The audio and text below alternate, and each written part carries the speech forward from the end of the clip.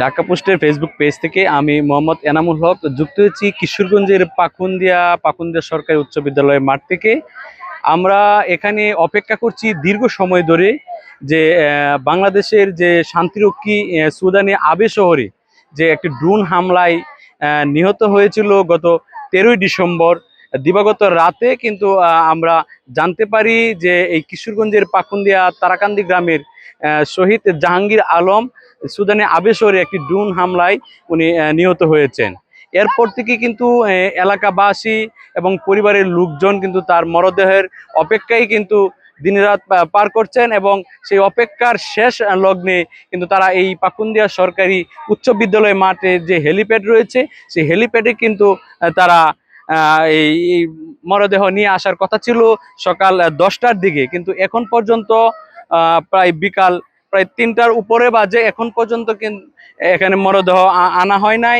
আর মনোবল হতে হয় স্পাজ্জিত। জেরুসালেম 25 বছরের পথ চলায় নিরাপদে রাখার প্রত্যয়ে উৎসুক যে জনতা রয়েছে সে শেষবারের মতো যে তাদের প্রিয় সন্তান এই পাকুন্দিয়ার সন্তান জাহাঙ্গীর আলমকে দেখার জন্য দীর্ঘ সময় ধরে কিন্তু তারা অপেক্ষমান রয়েছে।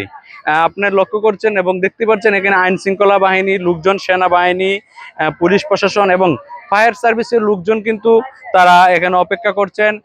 তাদের একটা নির্দিষ্ট বেষ্টনী দিয়ে কিন্তু তারা এখানে লোকজন অপেক্ষা করছিল দীর্ঘক্ষণ। এখন আমরা যতটুকু জানতে পেরেছি যে দেশের যে আরো তার সাথে জাহাঙ্গীর আলমের সাথে আরো যে 5 জন শহীদ হয়েছেন সেই 5 জনের যারা অন্যান্য জায়গা তাদের মরদেহ পাঠানো হচ্ছে, কিছুক্ষণের মধ্যে আসবে। আমরা এমনটা যে সেনাবাহিনীর লোকজনের সাথে কথা বলে আমরা জানতে পেরেছি। আরেকটি বিষয় বলে রাখি, এই শহীদ যে জাহাঙ্গীর আলম সে দীর্ঘ 11 বছরও বেশি সময় ধরে সেনাবাহিনীতে মেস অর্ডার পদে কর্মরত ছিলেন। তার পরিবারের 3 ভাই এবং তার বাবা মা এবং 3 বছরের একটা ছোট্ট শিশু রয়েছে তার এবং স্ত্রী রয়েছে। তার পরিবারের সচ্ছলতা ফিরিয়ে আনার জন্যই কিন্তু জাহাঙ্গীর আলম গত 7ই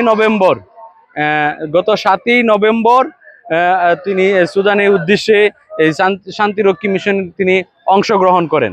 আরেকটি বিষয় বলে রাখি যে তার যে 3 বছরের শিশু সন্তানটি রয়েছে সেই শিশু সন্তানটি কিন্তু বারবার কিন্তু তারা যে বাবার জন্য বারবার কান্নাকাটি করছে এবং তার বাবার যে অপেক্ষার যে সেই ছোট্ট শিশুটি যে শেষবারের মতো তার বাবাকে দেখার জন্য সেই অপেক্ষা করছে এই পাকুন্দিয়া সরকারি উচ্চ বিদ্যালয়ের মাঠে। কিন্তু তার গ্রামবাসী এবং এলাকার লোকজন কিন্তু এখানে এসে অপেক্ষা করছে।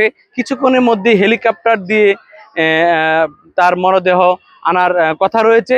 সেই পর্যন্ত এখানে অনেক লোকজন অপেক্ষা করছে। এই ছিল আমার কাছে সর্বশেষ।